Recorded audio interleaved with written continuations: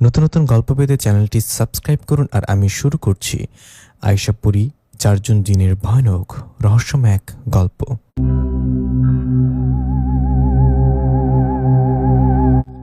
দাদি, তোমাকে যে কিভাবে বলি, আসলে দুদিন ধরে রাতের বেলা আমার সাথে কেমন অদ্ভুত একটা ঘটনা ঘটছে।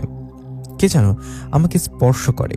আমি শুরুতে ভেবেছিলাম এটা হয়তো আমার মনের ভুল, কিন্তু না, এটা আমার মনের ভুল না, এটা বাস্তবে ঘটে। দুদিন আগে রাত 12টা কি 1টার দিকে প্রথমে বুঝতে পারি আমাকে কেউ স্পর্শ করছে। অন্য কারো স্পর্শ বুঝতে পেরে ঘুম ভেঙে যায় আমার। তখন আশেপাশে তাকিয়ে দেখি কেউ নেই। কাউকে দেখতে না পেয়ে বিছানা থেকে উঠে লাইট জ্বালাই, কিন্তু তবুও কাউকে দেখতে পাই না।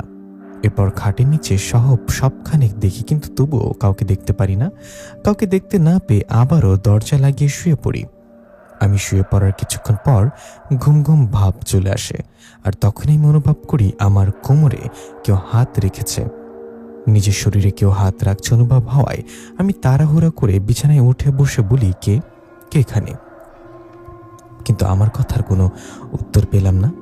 হঠাৎ কি হচ্ছে আমার সাথে বুঝতে পারছিলাম না। তখন আমি আবারও শুয়ে পড়লাম আর ঘুমানোর ভান করে চোখ বন্ধ করে শুয়ে রইলাম। আমি চুপ করে শুয়ে আছি, এমন সময় আবারও কেউ আমার শরীরে হাত রাখে। আমার শরীরে হাত রাখায় এবার আমি খপ করে সেই হাতটা ধরে ফেলি।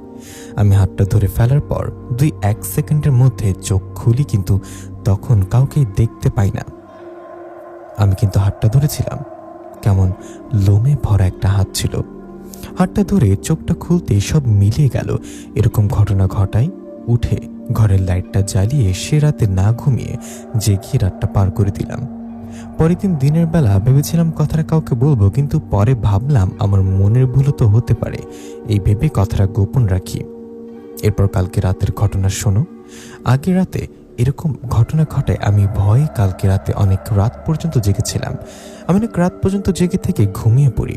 আমি ঘুমানোর পর কতক্ষণ ঘুমিয়েছি জানি না, হঠাৎ আমার ঘুম ভেঙে যাওয়ায় আমি বুঝতে পারি আমাকে কেউ জড়িয়ে ধরে আছে। আমি এটাও বুঝতে পারি সে আমার সাথে শারীরিক সম্পর্ক করছে। এরকম একটা পরিস্থিতিতে কি করব বুঝতে না পেরে তাড়াহুড়া করে বিছানা থেকে উঠে ঘরের লাইটটা জ্বালিয়ে দিলাম। ঘরের লাইট জ্বালিয়ে বললাম, কে কে এখানে? কেউ কি আছেন এখানে? কিন্তু আমার কথার কোনো সাড়া পাই না। আমার কথার কোনো সাড়া শব্দ না পেয়ে লাইট জ্বালিয়ে জেগে রাতটা পার করে দিই। আমার সাথে সত্যি এরকম ঘটনা ঘটছে, এরকম ঘটনা তো অন্য কাউকে বলতে পারি না, তাই তোমাকে বললাম। সোমাইয়ার কথায় ওর দাদি অবাক হয়ে বলল, কি বলিস, এগুলো কি সত্যি? সত্যি কি এরকম ঘটনা ঘটে? আমার সাথে বিষয়টা ভালো মনে হচ্ছে না। দাদির কথায় সোমাইয়া বলল, সব সত্যি দাদি।